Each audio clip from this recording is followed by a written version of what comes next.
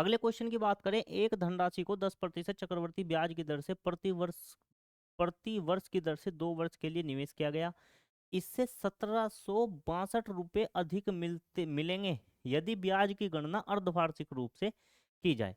देखिए, अगर ब्याज की गणना अर्धवार्षिक रूप से करते तो हमें 1762 रुपये अधिक मिलते। किसकी अपेक्षा?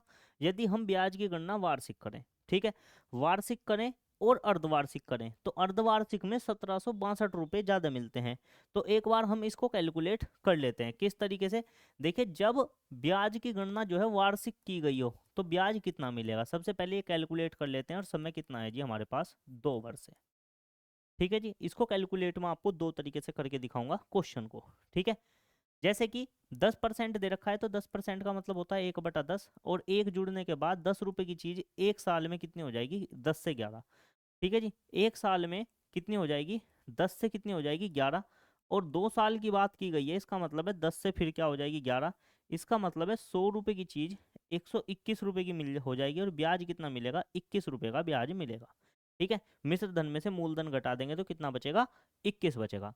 फिर दूसरी चीज उसने कहा है, यदि हम इसको अर्धवार्षिक रूप से गिनते। देखिए, जब अर्धवार्षिक रूप से गिनते तो ब्याज की दर कितनी दे रखी है? 10% वार्षिक। इसे अर्धवार्षिक में बदलने के लिए गुना 12 भाग 6, भाग 12 गुना 6। तो अर्धवार्षिक रूप से कितना आ जाएगा? ये 5% आ जाएगा। और समय को अगर बदलेंगे तो 2 साल में कितने महीने होते हैं? 24 महीने। और 24 महीने को अर्धवार्षिक में बदलेंगे तो 4 अर्धवार्षिक आ जाएंगे। ये अभी आपको मैं पीछे से चीजें समझवा के आ रहा हूँ। ठीक है, उम्मीद है चीजें अब आपको समझ में आने लगी होंगी। ठीक है, तो अगर मैं अर्धवार्षिक रूप से देखूं तो 5% ब्याज की दर है अर्धवार्षिक। हर 6 महीने में आपको कितना परसेंट देना पड़ेगा? 5%। और ऐसे ऐसे कितने अर्धवार्षिक करना पड़ेगा? 4 अर्धवार्षिक। तो पहले अर्धवार्षिक में 5% का मतलब कितना होता है? 1/20 होता है, अभी समझाया था। और 20 से कितना हो जाएगा? ये 21 हो जाएगा। तो पहले अर्धवार्षिक में 20 से 21, फिर दूसरे अर्धवार्षिक में फिर 20 से कितना हो जाएगा? 21। और फिर तीसरे अर्धवार्षिक में 20 से कितना हो जाएगा? 21। और चौथे अर्धवार्षिक में फिर कितना हो जाएगा? 20 से 21। इस तरीके से 1,60,000 रुपये की धनराशि जो है वो 1,94,481 हो जाएगी। और ब्याज कितना मिलेगा? ब्याज मिलेगा 34,481। अब मेन मुद्दा चीज ये है कि मूलधन जो है, मूलधन तो वही था, उसी पे तो लगाया गया वार्षिक ब्याज, और उसी पे लगाया गया अर्धवार्षिक ब्याज। तो जब अर्धवार्षिक हमने लगाया तो हमें उसी धन पर 1762 रुपये ज्यादा मिल गए। अब जब धन वही है पहले वाला ही, तो हमें मूलधन जो है वो क्या करना पड़ेगा? बराबर करना पड़ेगा। अब यहाँ पर मूलधन कितना है? 100। और यहाँ पर कितना है? 1,60,000। तो बड़ी नाइंसाफी हो गई यहाँ पे। तो हमें 1,60,000 इसे ही बनाना पड़ेगा।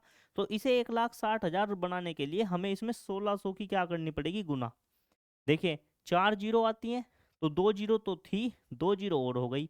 इसमें 16 था तो मैंने 16 की गुना कर दी। तो इसमें भी 1600 की गुना कर दो, और ब्याज में भी कितने की गुना कर दो? 1600 की। तो जब ब्याज में 1600 की गुना करेंगे तो 16 एकम 16, हासिल लगा 1, 16 दूनी 32 और 1 33। तो अगर हम वार्षिक ब्याज लगाएं तो हमें ब्याज कितना मिलेगा? 33,600। ठीक है जी। अगर हम अर्धवार्षिक ब्याज लगाएं तो ब्याज कितना मिलेगा? 34,481। देखिए, मूलधन यहाँ भी आ गया सेम और यहाँ भी आ गया सेम। ठीक है, तो हमें इन दोनों का अंतर कितना दे रखा है कि जब हम वार्षिक लगाते हैं तो कुछ ब्याज मिलता है, जब अर्धवार्षिक ब्याज लगाते हैं तो कुछ ब्याज मिलता है। उसने कहा अर्धवार्षिक ब्याज लगाने में हमें वार्षिक से 1762 रुपये ज्यादा मिल जाते हैं। बिल्कुल मिल रहे हैं भाई। देखो, जब हमने वार्षिक रूप से ब्याज लगाया तो कितने मिले? ब्याज हमें मिला 33,600 रुपये। और जब हमने उसी धनराशि पर अर्धवार्षिक ब्याज जोड़ा तो हमें कितना मिला? 34,481 रुपये। तो आप लोग देखते भी होंगे, बैंक वाले बहुत बेवकूफ़ बनाते हैं लोगों का। कैसे? कुछ कहेंगे, हम तो जी आपसे बस 10% का ब्याज ही तो ले रहे हैं। ठीक है, कितने का? 10% का ही तो ब्याज ले रहे हैं वार्षिक। ये नहीं बताते कि ब्याज की गणना जो है हर छठे महीने हो रही है।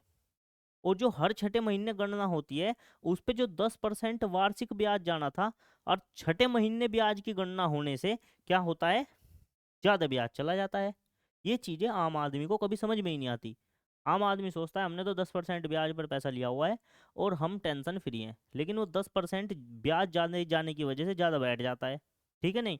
तो जब भी अगर आप किसी से लें तो आप बोलो कि ब्याज की गणना जो है आप वार्षिक करने वाले हो या अर्धवार्षिक करने वाले हो, ये भी हमें बता दो साथ के साथ, है ना। तो चीज़ें इस तरीके से कैलकुलेट करना सीखे, तभी आप अपने जीवन में ये चीज़ चेक कर पाएंगे कि जो हमने किसी से भी कर्ज लिया है अगर, तो वो कर्ज हमें महंगा तो नहीं पड़ रहा है कि बताया कुछ और जा रहा है और वसूला कुछ और जा रहा है, ऐसा तो आपके साथ नहीं हो रहा है।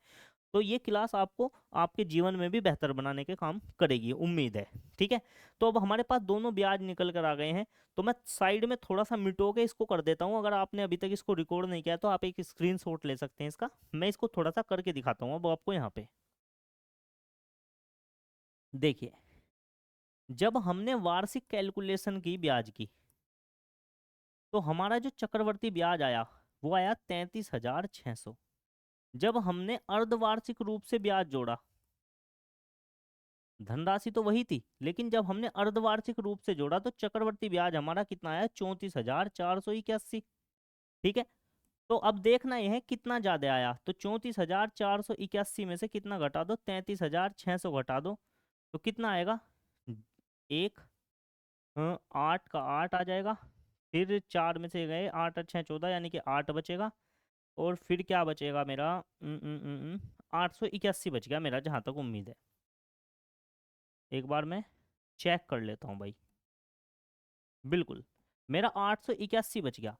तो कितना फालतू ब्याज मिला, ब्याज फालतू मिला है जी अर्धवार्षिक में 881 रुपए का, लेकिन क्वेश्चन में दे रखा है 1762 रुपए का फालतू मिलता है जी। इसका मतलब जो हमने निकाला है 881, ये किसके बराबर है, ये क्वेश्चन में 1762 के बराबर है। तो एक यूनिट का मान अगर मैं निकाल दूं तो आ जाएगा 1762/881। अब इससे ये कितनी बार कटेगा, 2 बार कटेगा। आप कैलकुलेशन करके देख ले, मुझे दिख रहा है 8 इसकी 881 में 2 की गुना करो, 2 × 2 8 दूनी 16 का 6 कहाँ से लेगा, 8 दूनी 16 1 17, 2 बार कटेगा। इसका मतलब है हमारी एक यूनिट किसके बराबर है, 2 के बराबर है। पूछा क्या गया है, निवेश की गई राशि कितनी थी, तो निवेश की गई राशि का मतलब है मूलधन कितना था। अब मूलधन दोनों जगह हमारा कितना कर लिया था हमने, बराबर करके 1,60,000। तो इसका मतलब है 1,60,000 रुपए जो हैं वो क्वेश्चन के हिसाब से कितने बनेंगे, तो 1,60,000 रुपए में हम एक यूनिट का मान कितना आया है, 2, इसकी क्या कर देंगे गुना, तो 32 आ जाएगा और 4 जीरो जो कि तो आ जाएंगी, तो 3,20,000 आपका आंसर हो जाएगा, जो कि ऑप्शन नंबर डी में दिया गया है। तो इस तरीके से आसानी से इस क्वेश्चन को आप कर सकते हैं। ठीक है भाई, उम्मीद है क्वेश्चन आपको समझ में आ गया होगा। अगले क्वेश्चन की अगर मैं बात करूं, तो अगला क्वेश्चन क्या होने वाला है कि समान राशि पर 2 वर्षों में अर्जित चक्रवर्ती ब्याज और साधारण ब्याज की राशियों का अंतर 28 रुपए है। यदि ब्याज की दर 4% वार्षिक हो तो निवेश की गई राशि की गणना करें। देखिए, एक समान धनराशि है, उस पर 2 वर्षों में अर्जित चक्रवर्ती ब्याज और साधारण ब्याज का अंतर 28 रुपए है। ठीक है, कितना, 28 रुपए। यदि ब्याज की दर 4% वार्षिक हो, निवेशित की गई राशि याद करें। 2 वर्षों के चक्रवर्ती ब्याज और साधारण ब्याज के अंदर का फॉर्मूला लगाना है। तो मैंने एक फॉर्मूला बताया था आपको, D/P बराबर R/100 तो D का मतलब है अंतर, अंतर कितना दे रखा है मेरे को, 28 दे रखा है, बटे आ जाएगा P। R की जगह रख देंगे ब्याज की दर जो कि 4 दी हुई है, बटे में है 100, इसकी घात हो जाएगी 2। 4 से इसको काट दो तो कितनी बार कटेगा, 25 बार कट जाएगा। ठीक है, तो कितना आ जाएगा मेरा, 28/P। या एक काम करते हैं, ऐसे नहीं करते हैं, थोड़ा कैलकुलेशन भारी पड़ जाएगी। आप एक काम करें, ऐसे कर दें, 28/P 4/100 और इसकी घात 2। तो हम इसको ऐसे लिख सकते हैं, 28/P बराबर 4/100 गुना 4/100, क्योंकि इसकी घात 2 है तो 2 बार गुना करनी पड़ेगी। ऊपर की चीज़ से ऊपर की चीज़ काट सकते हैं, 4 सत्ते 28 हो जाएगा, और इस 4 से कितना काट देंगे, 4 से एक चीज़ कट जाएगी 25 बार। ठीक है, तो हमारा क्या बच गया, हमारे पास बच गया 7/P बराबर, ऊपर तो बच गया 1 और नीचे बच गया 100 गुना 25। क्रॉस मल्टीप्लाई कर देंगे तो P का मान आ जाएगा 2500 गुना 7। तो 0 0 7 पंजे 35, हज लगे 3 7 दूनी 14 3 17, तो कितना आ जाएगा, 17,500 आपका आंसर बिल्कुल सही हो जाएगा। उम्मीद है क्वेश्चन आपको आसानी से समझ में आ गया होगा। अगले क्वेश्चन की अगर मैं बात करता हूं, तो अगला क्वेश्चन क्या होने वाला है कि राम और दीप्ति प्रत्येक 30% वार्षिक चक्रवर्ती ब्याज की दर से। देखिए, ये क्वेश्चन जो है बड़ा इंटरेस्टिंग क्वेश्चन है, और क्वेश्चन जो है वो क्वेश्चन पूछा गया था ग्रुप डी में। तो ग्रुप डी में कई बार ऐसे क्वेश्चन भी पूछे जाते हैं। ठीक है, क्या क्वेश्चन है कि राम और दीप्ति प्रत्येक ने 30% वार्षिक चक्रवर्ती ब्याज की दर से 2 वर्ष की अवधि के लिए 8,000 रुपए की राशि का निवेश किया। हालांकि राम ने ब्याज की वार्षिक संयोजित किया, राम ने जो ब्याज की गणना की वो वार्षिक रूप से की, और जो दीप्ति है, दीप्ति ने प्रत्येक 8 महीने में ब्याज लगाया। ठीक है, तो पूछा क्या है, अगर टोटल 2 साल तक इन्होंने अपने पैसे को निवेश करके रखा तो बताइए कि 2 वर्ष के अंत में राम की तुलना में दीप्ति के ब्याज को कितना अधिक था। ये बात आपको मैंने समझा दी है कि वार्षिक ब्याज की अपेक्षा अगर आप अर्धवार्षिक कैलकुलेट करते हैं तो अर्धवार्षिक में ज्यादा पैसे मिलते हैं, या फिर वार्षिक होता है 12 महीने, तो ब्याज की गणना या तो 12 महीने कर लो या 12 महीने से कम करोगे ना अगर, तो ब्याज आपको ज्यादा मिलेगा। जैसे कि यहाँ दीप्ति ने प्रत्येक 8 महीने में ब्याज की गणना की है, तो दीप्ति को पक्की बात है राम से ज्यादा पैसा मिलेगा ब्याज का। तो यही पूछा है कि ये बताइए कि दीप्ति को राम से कितने रुपए ज्यादा मिले ब्याज में। ठीक है, तो हम सबसे पहले चेक करते हैं राम को कितना पैसा मिला होगा। ठीक है जी, अगर मैं एक तरीका लगाता हूं क्या, कि देखिए राम की ब्याज की दर जो है वो कितनी है जी, 30% वार्षिक है, और समय कितना है जी, 2 वर्ष का है। समय कितना है जी, 2 वर्ष का। मैं आपको दो तरीके बताऊंगा, दोनों तरीके से क्वेश्चन सोल्व करके दिखाऊंगा। तो अगर राम इस तरीके से क्वेश्चन करता है तो 30% का मतलब होता है जी 30 बटे, तो 0 से 0 कटेगी, ऊपर 3 बचेगा, नीचे 10, 10 में 3 जोड़ देंगे तो हो जाएगा 13/10। इसका मतलब है कि पहले साल राम को 10 रुपए पर 3 का ब्याज मिला, 10 के कितने हो गए, 13। दूसरे साल भी 10 के कितने हो जाएंगे, 13। इस तरीके से राम ने टोटल पैसा लगाया 100 रुपये और हो गया कितना, 169 रुपये, यानी कि ब्याज कितना मिला, 69 रुपये का। लेकिन पैसा लगाया कितना गया था, 8,000 रुपये। इसका मतलब है जो हम 100 रुपये कह रहे हैं ये किसके बराबर है, 8,000 रुपये के। 2 जीरो से 2 जीरो कट गई, 1 यूनिट का मान कितना आ गया, 80। तो हमारे हिसाब से चक्रवर्ती ब्याज कितना आ जाएगा, चक्रवर्ती ब्याज जो आया है वो आया है 69। तो 69 गुना 1 यूनिट का मान कितना है, 80 आया है, 80 की क्या कर देंगे गुना, 0, 8 9 72 का 2 का हासिल लगे 7, 8 6 48 49 50 51 52 53 54 55, तो कितना आ जाएगा, 5520 रुपये। यानी कि राम को 2 साल में 8,000 रुपये पर जो ब्याज मिला वो कितना था, 5520 रुपये था। अब बात करते हैं दीप्ति को ब्याज कितना मिला। अब दीप्ति ने जो है प्रत्येक 8 महीने में ब्याज की गणना की। अब ब्याज की गणना जो करनी पड़ेगी हमें 8 महीने के हिसाब से करनी पड़ेगी, तो इसे 8 महीने में बदलो, 30 को 12 से भाग दो और जितने महीने का निकालना है उसकी कर दो गुना। ठीक है, अब देखिए 4 दूनी 8, 4 तिया 12, 3 से ये कट गया तो कितना आ गया, 20%, 20% आ गया। ठीक है, तो 8 महीने में जो ब्याज की दर बैठेगी वो कितनी बैठेगी, 20% प्रति 8 महीने। ठीक है जी, अब देखना ये है कि समय के में क्या फर्क पड़ेगा। समय दे रखा है 2 वर्ष, 2 वर्ष में कितने महीने होते हैं, 24 महीने, और हमको गणना करनी है 8 महीने के हिसाब से, तो 8 से भाग दे देंगे, तो कितने 8 8 महीने के कितने हो जाएंगे, 3 8 महीने हो जाएंगे। ठीक है जी, तो 24 महीने थे टोटल, 2 साल में 24 महीने होते हैं, और इन 24 महीनों को 8 8 में डिवाइड करूं तो कितनी बार डिवाइड होता है, 3 बार, यानी कि 3 8 8 महीने हो गए, और प्रत्येक 8 महीने ब्याज की दर कितनी है जी, 20% है। अब 20% को भिन्न में तोड़ेंगे तो 20% का मतलब होता है 1/5, 5 में 1 जोड़ेंगे तो 5 से कितना हो जाएगा जी, 6। यानी कि पहले 8 महीने में 5 रुपये 6 बनेंगे, फिर दूसरे 8 महीने में 5 रुपये 6 महीने बनेंगे, फिर तीसरे 8 महीने में 5 रुपये की राशि कितनी बन जाएगी, 6। इस तरीके से टोटल 125 रुपये का निवेश किया और वो कितना हो गया, 216 हो गया। तो ब्याज कितना मिला, 6 में से 5 गया 1 बचा, और इधर से आधे लिया 9 बचा, 91 रुपये का ब्याज मिल गया। लेकिन देखने वाली चीज ये है कि यहाँ पर पैसे कितने लगाए गए, 125 रुपये का मूलधन। लेकिन क्वेश्चन ने मैं क्या कहा कि राम ने भी 8,000 रुपये लगाए और दीप्ति ने भी 8,000 लगाए। इसका मतलब है जो हमारे हिसाब से 125 रुपये का मूलधन आया है, क्वेश्चन में इसका मान कितना है जी, 8,000। तो हमारे हिसाब से जो ब्याज 91 आया है ये कितना बैठेगा, इसको निकालने के लिए 1 यूनिट का मान निकाल दो, बटे में आ जाएगा 125, 25 पंजे 125, 25 दूनी 50, कितना बच गया 30, है नहीं 25 दिया 75, सॉरी माफ कीजिएगा, 25, 25 पंजे 125, और 25 दिया 75 बचे 5, 25 दूनी 50, 320 आ गया। फिर 5 से अगर मैं काट दूं तो कितना आ जाएगा, 5 छंग 30 और 5 चौक 20, 1 यूनिट का मान 64 आ गया।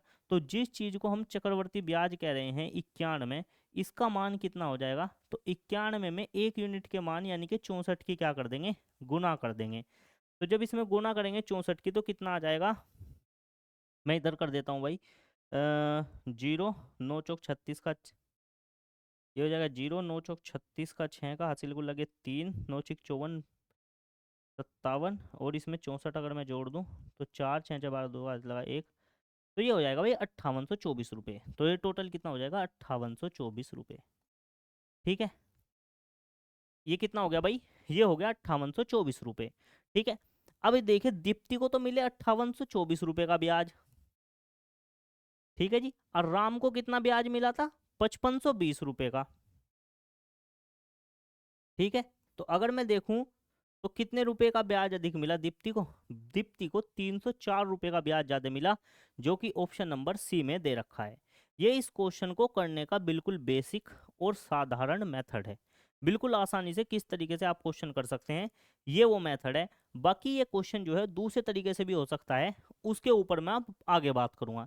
देखिए मैंने आपको इतनी सारी चीजें लिख के समझाई हैं जिस वजह से आपको लगा होगा कि पूरा का पूरा बोर्ड भर गया है, लेकिन जब आप पेपर में इस क्वेश्चन को करेंगे तो आप ऐसे थोड़ा ही लिख के बताएंगे कि 30% का मतलब 3/100 30/100 होता है, फिर 10 से 13, ये सारी चीजें आपको पहले से पता होनी चाहिए। आपको तो डायरेक्ट ही लिखना है 10 से 13 10 से 13 फटाफट स्पीड से जाना है आपको, तो 5-6 लाइन में क्वेश्चन खत्म हो जाएगा ये, अगर आपको ये क्वेश्चन पहले से घर से करके गए हो।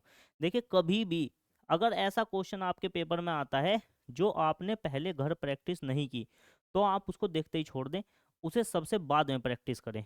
और दूसरी चीज, जैसे ऐसा क्वेश्चन आ गया, आपको ये क्वेश्चन आता तो है लेकिन आपको ये पता है कि अगर इस क्वेश्चन को मैं करने बैठूं तो इसमें मेरी 10 से 15 मिनट लग जाएगी, तो शुरू में आप इस क्वेश्चन को छोड़ दें और सबसे पहले वे क्वेश्चन करें जो बिल्कुल कुछ ही सेकंडों में हो जाएंगे, जिनमें 1 मिनट का भी समय ना लगे, या फिर 1 मिनट लग भी जाए तो 1 मिनट के अंदर क्वेश्चन सोल्व आ जाए। जैसे अभी मैंने पीछे क्वेश्चन करवाया था 2 साल के चक्रवर्ती ब्याज और साधारण ब्याज का अंतर वाला, वो भी हमारा क्वेश्चन 1 मिनट के अंदर सोल्व हो जाएगा। ठीक है, तो सबसे पहले ऐसे ऐसे आसान क्वेश्चन करें। पूरे पेपर में को आपको बहुत स्पीड से निकलना होता है। ठीक है, सबसे पहले आप अपना समय बचाएं और कोशिश करें कम से कम समय में ज़्यादा से ज़्यादा क्वेश्चन में प्रैक्टिस कर सकूं, कम से कम समय में मैं ज़्यादा से ज़्यादा क्वेश्चन एग्जाम में करके आऊँ। सबसे पहले तो ये देखें, ऐसा नहीं है आपको अपनी ईगो पे कभी भी एग्जाम में अपनी ईगो को कभी भी आगे नहीं लाना है कि मैंने लाभ हानि के क्वेश्चन सारे बहुत अच्छे से प्रैक्टिस कर रखे हैं तो ये क्वेश्चन मुझे करना ही करना है। अगर आपको लग रहा है कि ये क्वेश्चन आपको आता है लेकिन ये क्वेश्चन मेरी 10 मिनट खा जाएगा, तो आप शुरू में इस क्वेश्चन को छोड़ दें। सबसे पहले मैथ में तेजी से निकलें, पूरे के पूरे पेपर में इतनी तेजी से निकलें कि जो क्वेश्चन सिर्फ देखने से सोल्व हो जाते हैं या फिर 1 मिनट के अंदर सोल्व हो जाते हैं उन्हें करें। और मैथ और रीजनिंग के वे क्वेश्चन जो आपका समय खराब करने वाले हैं उनको आप बाद के लिए छोड़ दें, ताकि आपका कम से कम 80 से 90% पेपर तो कंप्लीट हो जो आसान आसान है। अब आप भारी क्वेश्चन के चक्कर में अगर लग गए और आसान क्वेश्चन आपसे छूट गए तो फिर क्या होगा, फिर आपका सिलेक्शन नहीं हो पाएगा। तो फिर एक रिग्रेट होता है कि आता तो सब कुछ था लेकिन एक क्वेश्चन की वजह से मेरा पूरा पेपर खराब हो गया। ठीक है, भले ही आप इसको सही कर पाएं या गलत कर पाएं ये मैटर नहीं करता है, मैटर ये करता है कि आपने इसमें इतना समय खराब कर दिया कि आगे जो आसान आसान क्वेश्चन थे वो आपके छूट जाएंगे। तो अगर बाद में आपके पास समय बचता है तो इस क्वेश्चनों को और ऐसे क्वेश्चनों को तब करना है, पहले आसान आसान क्वेश्चन तो करो पेपर के। ठीक है, चलो आगे बात करते हैं और इस क्वेश्चन को दूसरे तरीके से कैसे कर सकते हैं, इस क्वेश्चन पर हम फोकस करेंगे। देखिए दूसरे तरीके की अगर मैं बात करूं, दूसरा तरीका होता है एक एकल चक्रवर्ती ब्याज की दर निकालना। अब ये क्या होता है जी, देखो एक चीज पढ़ी होगी आपने कि अगर एकल चक्रवर्ती ब्याज निकालना है x प्लस वाई प्लस के xy/100%, ये एकल चक्रवर्ती ब्याज निकालने की तरीका होता है। जैसे 3% वार्षिक है और समय कितना है जी, 2 साल, 2 वर्ष है, तो इसका मतलब है पहले साल 30 और दूसरे साल 30 प्लस 30 × 30/100, 20 कटी 30 और 30 को जोड़ा तो कितना हो गया 60 प्लस 3 कितना हो गया 9, तो कितना हो गया 2 साल का एकल चक्रवर्ती ब्याज कितना आ गया 69%। ठीक है जी, 69% आ गया। इसी तरीके से जब हमने यहाँ से 8 महीने की ब्याज की दर निकाली तो ये हो गया था 30/12 गुना 8, 4 दूनी 8, 4 तिया 12, 3 दाई 30, तो कितना आ गया था 20%। ठीक है जी। और समय कितना आया था इसमें, इसमें हमने 24 महीने को किस में बदला था, 8-8 महीने में बदला था, तो 3 बार आ गया था। ठीक है, तो 20% तो ब्याज की दर लेनी है, और कितनी बार लेनी है, 3 बार। तो सबसे पहले हम 2 बार कैलकुलेट कर सकते हैं। तो पहले हम लगाएंगे x प्लस वाई प्लस के XY/100। तो इसमें 2 साल की गणना हो जाएगी, जैसे कि 20, दूसरे साल भी 20, प्लस के 20 गुना 20/100, क्योंकि 20% है और ये कितनी बार है, 3 बार है। तो पहले सबसे शुरू के 20-20 में लगाएंगे हम। तो 20 और 20 कितना हो जाएगा, 40, प्लस 2 जीरो से 2 जीरो कटेंगे, 2 दूनी 4, तो ये कितना हो जाएगा 44%। यानी कि इन दोनों की जब गणना करी तो इनका मान आ गया 44%, और अभी भी क्या बचा है हमारे पास, 20%। अब इन दोनों में लगाएंगे तो आ जाएगा 44 प्लस 20 प्लस 44 गुना 20/100। तो इनको जोड़ेंगे तो कितना हो जाएगा 64, प्लस देखिए 20 पंजे कितना होता है 100, 5 अठे 40, 5 अठे 40, 8.8। जब इसमें जोड़ेंगे तो 8 4 12, ये हो जाएगा 72.8%। यानी कि जब हमने 20% को 3 बार जोड़ा तो एकल चक्रवर्ती ब्याज की दर कितनी आ गई, 72.8%। यानी कि टोटल अगर हम ब्याज की कैलकुलेशन करें तो ये जो हमारे राम थे, राम को तो मिला टोटल 69% 2 साल में, और इनको मिला 8 महीने के हिसाब से कैलकुलेशन करने पर 72.8%। तो दोनों का अंतर कितना बैठा ये हम चेक करेंगे। देखिए दोनों का अंतर कितना हो गया कि 72.8% माइनस 69%, तो कितना बचेगा ये 8 इधर से एक हासिल लेंगे तो कितना हो जाएगा 3.8%। यानी कि इनके ब्याज का जो अंतर है, यानी कि दीप्ति को जो ज्यादा ब्याज मिला, कितना ज्यादा ब्याज मिला, 3.8% ब्याज ज्यादा मिला राम से। अब हम कैलकुलेशन करते हैं। देखो हमें क्या दे रखा है, मूलधन। मूलधन अपने आप में कितना होता है, 100% होता है मूलधन, और ये कितना दे रखा है हमें, 8,000 रुपये दे रखा है। इसका मतलब क्या है कि 100% का मान कितना है जी, 8,000। 2 जीरो से कटेंगी 2 जीरो, तो 1% किसके बराबर हो गया, 1% 80 रुपये के बराबर हो गया। तो हमने देखना है दीप्ति को कितने रुपए ज्यादा मिले, 3.8% दीप्ति को क्या मिला ज्यादा। तो 1% का मान अगर 80 है और आपसे पूछा है 3.8% कितना होगा, तो 3.8 में 80 की क्या कर दो आप, गुना कर दो। देखिए पॉइंट हटेगा तो बटे में एक जीरो आ जाएगी, एक जीरो से एक जीरो कटेगी, गुना करेंगे 8 अठू 64 का 4, हासिल लगे 6 8 24 6 30। यानी कि दीप्ति को राम से 304 रुपये का ज्यादा ब्याज मिला। इस तरीके से भी आप इसकी गणना कर सकते हैं क्वेश्चन की। तो इस तरीके से भी आपका आंसर कितना हो जाएगा, 304।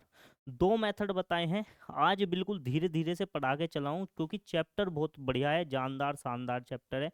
अगले क्वेश्चन की अगर क्या क्वेश्चन है, 3 वर्षों के लिए निवेश की गई राशि 20% वार्षिक चक्रवर्ती ब्याज की दर से देय ब्याज और उसी अवधि के लिए 20% साधारण ब्याज की दर से अंतर कितना है, 448 है। निवेश की गई राशि का अंतर ज्ञात करें।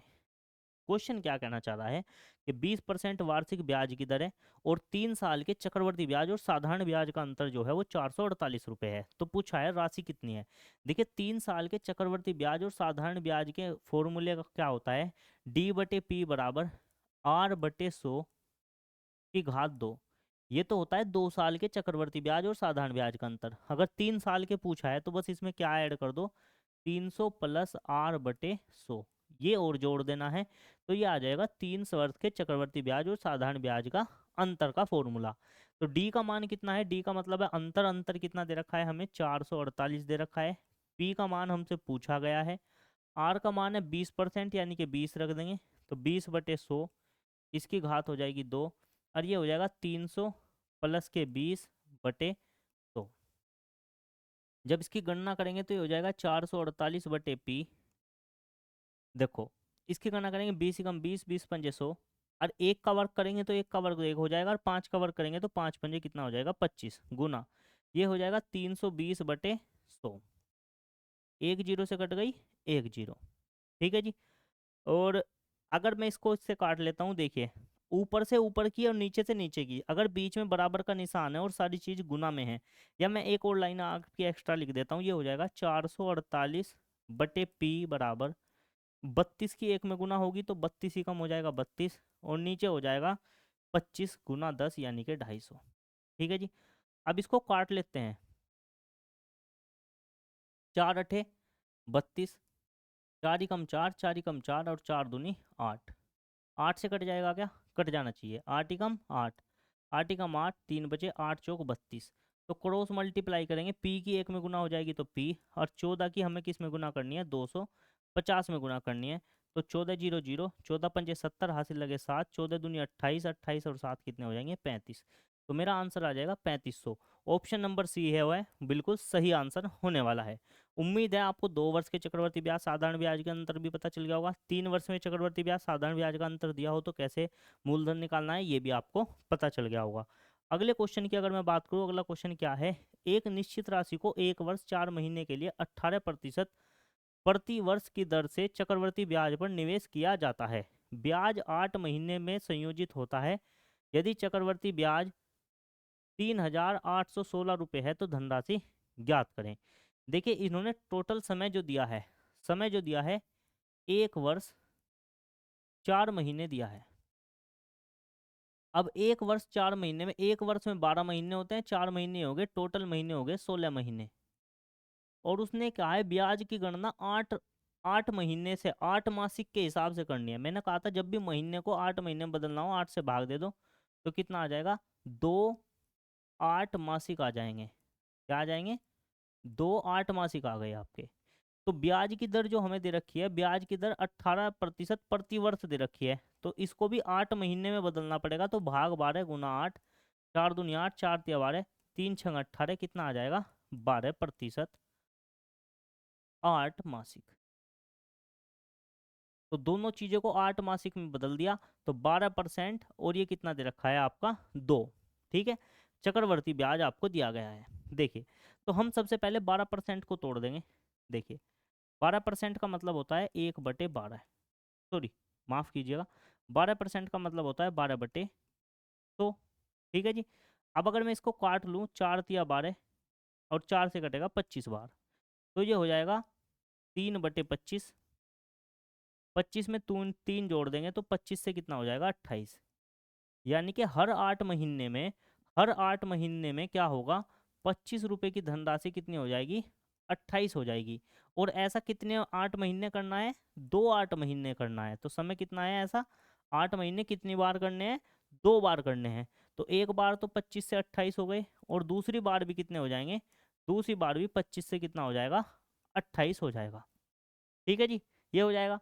तो 25 की 25 में गुना करेंगे तो 25 का वर्ग होता है 625, 28 की 28 में गुना करेंगे तो इसका मान आ जाएगा 28 का वर्ग कितना होता है, 8 अठू 64 का 4 का हासिल लगे 6, 8 दूनी 16, 16 दूनी 32 और 6 कितने हो जाएंगे 38, 38 का 8 का हासिल लगे 3, 2 दूनी 4 और 3 7, 784 हो जाएगा। ठीक है भाई, कितना हो जाएगा 28 का वर्ग 784। अब नू देखते हैं, ये तो हो गया मूलधन, ये आ गया मिश्र धन। तो ब्याज इन दोनों का अंतर होगा तो कितना बचेगा, देखिए 9 तो ये बच गया, यहाँ कितने बच गए हमारे 7, और 7 में से 2 गए तो कितने बच गए 5, और ये कितना बच गया 1। तो आ गया जो हमारा ब्याज आ गया, ब्याज कितना आ गया 159 आ गया। लेकिन क्वेश्चन में कितना दे रखा है 3816, 159 यूनिट का मान हमें 3816 दिया हुआ है, और पूछा है धनराशि ज्ञात करो। तो 1 यूनिट का मान कितना आ जाएगा 3816 बटे 159। ठीक है जी, 1 यूनिट का मान ये आ गया। हमसे पूछा है कि 625 का मान ज्ञात करना है। ठीक है जी, तो देखिए 1 यूनिट का मान ये आ गया, हमसे पूछा क्या गया है मूलधन, तो मूलधन कितना है हमारा 625 यूनिट। तो 1 यूनिट के मान में जो पूछा है उसकी क्या कर दो, गुना कर दो। अब इस क्वेश्चन में यहाँ से मैं क्या लगाने वाला हूँ, डिजिटल सम, क्योंकि मुझे पता है 159 से इसको भाग देने में थोड़ी सी समस्या होगी। तो अब मैं इसमें डिजिटल सम लगाऊंगा। तो कैसे लगेगा डिजिटल सम, देखें यहाँ इधर मैं आपको डिजिटल सम लगा के दिखा देता हूँ। इस उम्मीद है ये आपने उतार लिया होगा। तो अगर मैं आपको यहाँ डिजिटल सम लगा के दिखा दूँ तो किस तरीके से होगा डिजिटल सम। मेरे पास कैलकुलेशन आई है 3816 बटे 159 गुना 625, 8 और 1 9 हो जाएगा खत्म, 6 और 3 9 खत्म हो जाएगा, ऊपर तो बच गया 9 गुना, ये कितना हो जाएगा, 6 2 8, 8 5 13, 13 को आपस में जोड़ेंगे तो कितना हो जाएगा 4 बटे, ये 9 खत्म, 5 और 1 कितना बचेगा 6। देखिए एक चीज बहुत ध्यान देने वाली यहाँ पर बात है, क्या, जब भी क्या बने, जब भी नीचे का जोड़ कितना आ जाए 3 या 6 बने, जब भी नीचे जब भी नीचे डिजिटल सम 3 या 6 बनता है तो हमें सबसे पहले 3 से भाग देना पड़ता है। तो सबसे पहले इस क्वेश्चन को हम 3 से भाग देंगे, उसके बाद क्वेश्चन सोल्व करेंगे। 3 पंजे 15, 3 तिया 9, 3 एकम 3, 3 दूनी 6, 3 सते 21, 3 दूनी 6, ठीक है जी, इतना आ गया। और अगर अब लगाते हैं डिजिटल सम, अब डिजिटल सम कितना लगाएंगे, 7 2 9 खत्म, ऊपर बच गया 3, नीचे बच गया 5 और 3 8, और ये कितना हो गया था 6 और 5 11 और 2 13, 13 का मतलब है 4, तो ये होगा 4 तिया 12, 12 को आपस में जोड़ेंगे तो कितना हो जाएगा ये 3 बटे 8। अब बटे में 8 है, 8 को हमें क्या बनाना है, 1 बनाना है, ठीक है, तो 8 में 8 की गुना कर देंगे तो 8 8 कितना हो जाएगा 64, ऊपर भी कहीं से गुना करनी पड़ेगी 8 से, तो ये हो जाएगा 8 तिया 24 और नीचे हो जाएगा 8 8 64, तो नीचे 1 बन गया और ऊपर बन गया 6। तो डिजिटल सम ऐसा देखना है जिसके अंकों का जोड़ 6 आ रहा हो, ऑप्शन नंबर ए बिल्कुल आपका सही आंसर हो जाएगा, ठीक है जी। तो यहाँ पर ध्यान देने वाली एक चीज है, क्या, कि जब भी डिजिटल सम आप लगा रहे हो और बटे में अंकों का जोड़ 6 आ जाए या 3 आ जाए, तो डिजिटल सम लगाने से पहले पूरी संख्या को ऊपर नीचे 3 से भाग देना पड़ेगा, ये डिजिटल सम का एक नियम है। जैसे कि यहाँ पर हमारा कन्फ्यूजन पड़ता था, तो हमने सबसे पहले 3 से भाग दिया तो ऊपर तो आ गया 1272 और नीचे कितना बचा 53, 53 को जोड़ा तो 53 का जोड़ आ गया 8, और ऊपर जोड़ा तो ऊपर का जोड़ आ गया 3, और इसको जोड़ा तो इनका जोड़ आ गया 4, 4 की 3 में गुना करी तो 12 बटे 8, 12 को आपस में जोड़ा तो 12 को आपस में जोड़ने पर 3 आ गया, नीचे बच गया 8। अब नीचे हमें हमेशा क्या बनाना है 1, अगर 7 दिया हो बटे में 7 आ जाए तो 7 में 4 की गुना करेंगे तो 7 चौक 28 हो जाएगा, 1 बनेगा। बटे में 8 आ जाए तो 8 में 8 की गुना होगी, 8 अठू 64 हो जाएगा, और 64 को आपस में जोड़ेंगे तो 6 4 10 हो गए, 1 बनेगा, ठीक है। तो अगर 8 की गुना नीचे करिए तो 8 की क्या करनी पड़ी ऊपर, तो ऊपर तो बन गया 8 तिया 24 और नीचे बन गया 64, 64 को आपस में जोड़ा तो 1 बन गया और इसे आपस में जोड़ा तो 6। ऐसे अंक, ऐसा क्वेश्चन देखो जिसके अंकों का जोड़ 6 हो, तो मेरा आंसर खत्म हो गया। इसके अंकों का जोड़ कितना है 9, इसका है 6, इसके अंकों को जोड़ा तो 5, इसके अंकों को जोड़ा तो 5 5 10 11 2, तो मेरा आंसर हो जाएगा ऑप्शन नंबर ए। तो अब आप ये देख सकते हैं कि डिजिटल सम किस तरीके से लगाया जाता है, ठीक है। वैसे तो इसकी कैलकुलेशन भी कर सकते थे, लेकिन कैलकुलेशन इसकी थोड़ी सी भारी पड़ जाती, इसलिए मैंने यहाँ पर डिजिटल सम मेथड का प्रयोग कर दिया। उम्मीद है क्वेश्चन आपको समझ में आया होगा, जो मेथड मैं आपको समझा रहा हूँ ये आपको अच्छे लग रहे होंगे। अगले क्वेश्चन की अगर मैं बात करता हूँ तो अगला क्वेश्चन क्या है, चक्रवर्ती ब्याज पर एक निश्चित धनराशि वार्षिक रूप से संयोजित होने वाले पर 2 वर्ष में 56,180 रुपये और 3 वर्ष में 59,550 रुपये 80 पैसे हो जाती है, मूलधन ज्ञात करें। देखने में आसान सा क्वेश्चन है, लेकिन क्वेश्चन में कैलकुलेशन बहुत अच्छी खासी दे रखी है। ऐसा क्वेश्चन अगर मुझे देखने को मिलेगा तो सबसे पहले मैं इसको छोड़ने की कोशिश करूंगा। सबसे पहले वे क्वेश्चन करूंगा जो मेरे लिए बिल्कुल आसान आसान है। कैसे ये क्वेश्चन भारी होगा ये भी हम इस क्वेश्चन में समझेंगे। देखिए सबसे पहले क्या हुआ है कि कोई धनराशि है पी, वो 2 वर्ष में कितनी हो गई, 2 वर्ष में वो 56,180 हो गई, और 3 वर्ष में वो कितनी हो गई 59,550 रुपये 80 पैसे हो गई। तो इसका मतलब यहाँ से यहाँ तक अगर 3 वर्ष हैं, यहाँ से यहाँ तक 3 वर्ष हैं, और यहाँ से यहाँ तक 2 वर्ष, तो यहाँ से यहाँ तक कितना बैठेगा, यहाँ से यहाँ तक बैठेगा 1 वर्ष, ठीक है।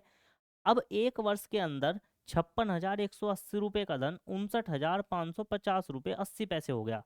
तो यहाँ से हम ब्याज की दर निकाल देंगे। सबसे पहले देखेंगे कि अगर 56,180 रुपये 1 साल में 59,550 रुपये 80 पैसे हो गए तो ब्याज कितना मिला, ठीक है। तो बड़े वाली संख्या में से छोटे वाली संख्या घटाएंगे तो 0.80 तो बचेगा जुका तू, ठीक है जी। जीरो की आ जाएगी 0, फिर 5 और 8 ऐसे घटा के दिखा देता हूँ मैं फटाफट से आपको, कभी आपको कोई दिक्कत हो इसलिए मैं ऐसे घटा के दिखा देता हूँ। ये 80 आ गया, 0 आ गई, इधर लिया 15, 7 बच गए, 4 में से 1 गया, 3 बच गए, 3, तो ये कितना आ गया 3370 रुपये 80 पैसे का ब्याज मिला है। तो ब्याज कितना आ गया चक्रवर्ती ब्याज 1 साल का 3380 रुपये ब्याज दर है। ब्याज की जब हम दर निकालते हैं तो ऊपर तो लिख देते हैं ब्याज और नीचे लिख देते हैं किस रुपए पर ब्याज लगा। देखिए 5680 रुपये पर ब्याज लगा 1 साल में, और 5680 रुपये बन गए कितने, 59,550 रुपये 80 पैसे। तो बटे में आ जाएंगे 56,180 रुपये। ठीक है जी। जब हम दशमलव हटाएंगे तो बटे में 2 जीरो और बढ़ जाएंगे, तो ये हो जाएगा 337080 बटे 56,180 और 2 जीरो और। प्रतिशत में बदलने के लिए गुना 100 प्रतिशत का निशान भी लगा देंगे। देखिए 2 जीरो से कटेगी 2 जीरो, इसकी 1 जीरो से कटेगी इसकी 1 जीरो। ठीक है जी। अब मैं इसको इससे भाग दूंगा। देखिए कितनी बार कट सकता है। सबसे पहले हम देखेंगे अप्रोक्सीमेशन। ये कितना है 33, ये कितना है 5। ठीक है जी। देखिए इसके शुरू बाद के 3 हटा दो, इसके बाद के 3 हटा दो, तो बाद में इसका 1 बच गया, इसके बच के 2। अब देखो 5 से 33 पर कितनी बार मारनी चल सकती है। 5 सते 35 तो ज़्यादा हो जाएगा, 5 छंग 30 करके देख लेते हैं कि अगर मैं 5618 में 6 की गुना कर दूं तो क्या कट जाएगा।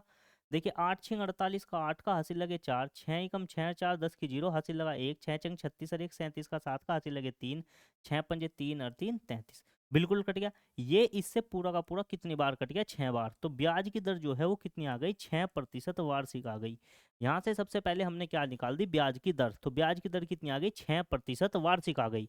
ठीक है जी। इन दोनों का प्रयोग करते हुए सबसे पहले हमने निकाला ब्याज। ब्याज कितना आया, 3378 रुपये 70 रुपये 80 पैसे। ब्याज लगा किस पे, 56,180 पे, तो बटे में आ गया मूलधन 56,180।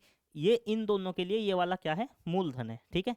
इन दोनों के लिए ये वाला मूलधन है। ठीक है। तो जब इसको काटा पिटी करी तो ब्याज की दर आ गई 6%। ठीक है जी। अब मुझे निकालना है ये वाला मूलधन। तो देखिए मूलधन कैसे निकलेगा। पेन चेंज कर लेता हूँ मैं, इधर समझा देता हूँ आपको। देखिए ये जो वाला जो मूलधन है, इस पर 6% ब्याज की दर अब आपको पता चल गई है। ठीक है जी। 6% ब्याज की दर पता चल गई, तो 6% का मतलब होता है, अब मैं आपको बता दूँ तो 1/6/100, इसका मतलब है 100 रुपये में 6 जुड़ेंगे तो कितना हो जाएगा, 106। यानी कि कोई धनराशि, मैंने डायरेक्ट आपको मिश्र धन निकालने का तरीका बताया था, क्या क्या बताया था कि धनराशि तो लिख दो इधर, मूलधन गुना पहले साल कितना हुआ 106/100, दूसरे साल कितना हुआ 106/100, क्योंकि 2 साल रुपए में कोई मूलधन 2 वर्ष में कितना बन गया, 56,180। यानी कि 2 साल में यो कितना बन गया, 56,180 रुपये बन गया। यानी कि आपको ये वाला मिश्र धन दे रखा है, ये मूलधन है, और समय कितना है, 2 वर्ष। 2 वर्ष में ये धनराशि ब्याज लगने के बाद 56,180 बनेगी। समय कितना लगा, 2 वर्ष।